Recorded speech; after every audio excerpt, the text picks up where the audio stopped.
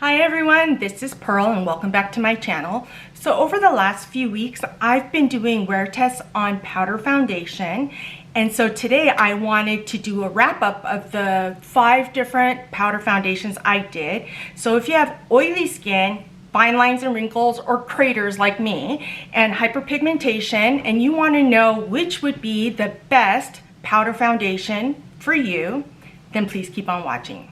So I tried 5 different powder foundations over the last few weeks and did a wear test on them because I don't think I've done one, even way back when.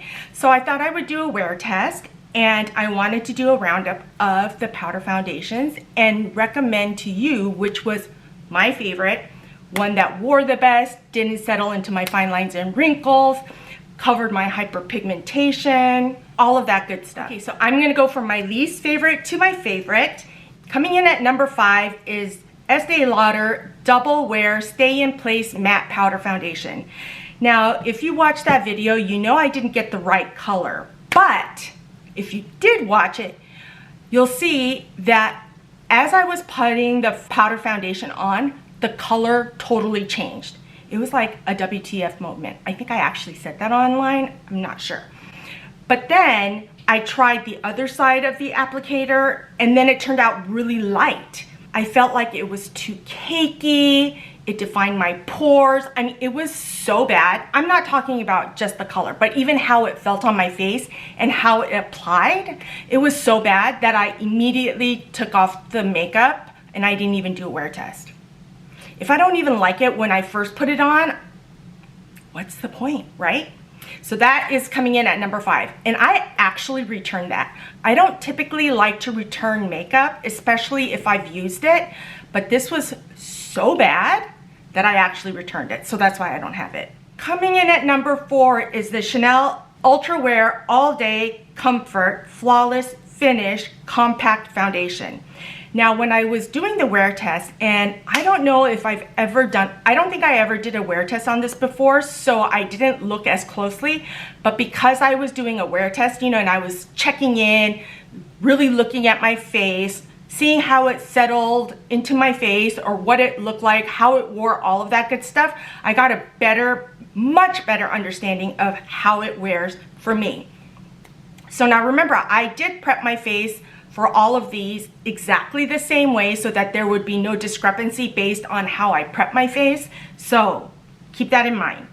But as I was wearing it and I was doing check-ins, I felt like it was settling into my fine lines and it emphasized it, and I felt like it was a little cakey and flaky, and it did not look good under my eyes. Now, I do have fine lines and wrinkles there. I have a lot of discoloration there. Yeah, I didn't like it that much as I thought I did. That comes in at number 4. Okay, coming in at number 3 is the Natasha Denona Powder Foundation. Now, this was a little light for me, but I'm not putting color discrepancies into this analysis. It's mostly how it wears on my face throughout the day, how it holds up all day, if it settles into my fine lines and wrinkles, how it does covering my hyperpigmentation and all of that good stuff. So, even though the color was a little light for me, I didn't feel like it did enough of covering my hyperpigmentation. Now, for those of you who watch my channel, you know that I am not looking for flawless skin. Because I have all of that hyperpigmentation right here, I'm looking to cover it enough so that when I put highlighter on, the highlighter will trick the eye by having light bounce off of the highlighter, so it detracts from the look of the hyperpigmentation. But I felt like with this Natasha Denona, it didn't hide it enough that I could still see the blemishes, my hyperpigmentation on my cheeks.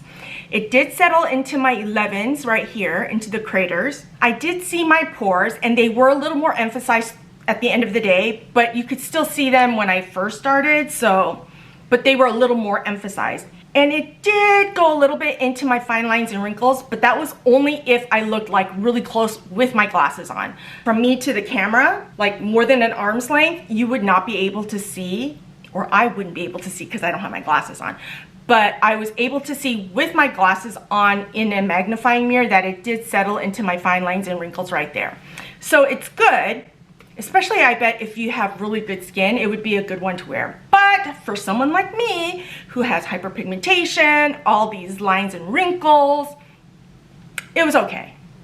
Would I buy it again? No, because there are others that I like even more. Coming in at number 2 is Makeup Forever. So the Makeup Forever comes in at number 2. It's the HD Skin Matte Velvet Blurring Powder Foundation. Now, I have purchased this multiple times, so it is really good. Now, it is a full coverage, so if you have dry skin, you're not gonna wanna wear this, but I don't put enough on that it is completely full coverage. I hate the feel of makeup like sitting on my skin. Who wants that? Nobody wants that. I don't want it. I don't want it.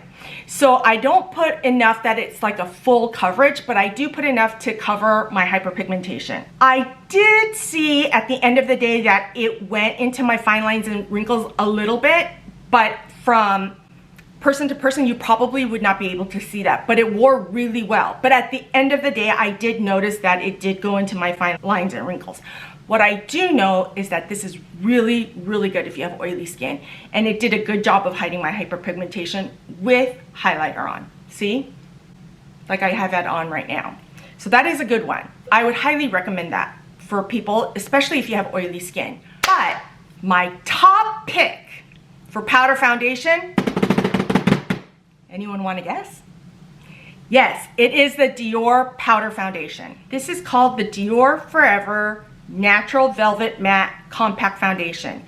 Now, I am biased, but I tried not to put any of my biases for Dior into this wear test. I have it on right now, and it's like a medium coverage, and for oily skin, it's great. It's great. I don't have to touch up at all.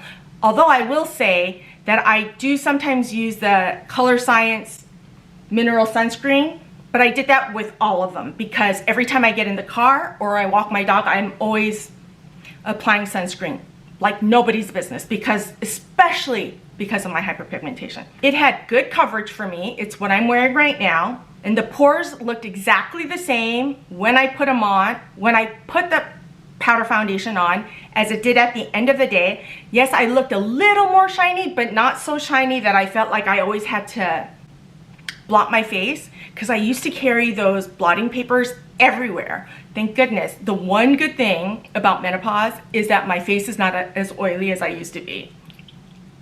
Finding the silver lining, right? I feel like this foundation wore beautifully all day. It looked just as good in the morning when I first put it on as it did at the end of the day. Just a little more shine, but not shiny. Not shiny, but just a little more, I think the word I'm looking for is more skin-like. This foundation that I have on right now, I cannot tell that I have it on. Now with powder foundation, sometimes I feel like it's more cakey than liquid foundation. I don't know if it's because with liquid foundation, I do blend it out, but look at this. It speaks for itself, don't you think? I don't have concealer on under my makeup here. I do have a little bit under my eyes just because I have such dark circles under my eyes, but for me, this is a 5 out of 5. I have oily skin, I have mature skin, I have major hyperpigmentation, and this wears beautifully all day. Okay, what do you guys think? Do you guys agree with me? Disagree with me? What do you guys think? Let me know down in the comments below. Well, thank you so much for joining me. If you enjoy this type of video, don't forget to like and subscribe, and I'll see you next time.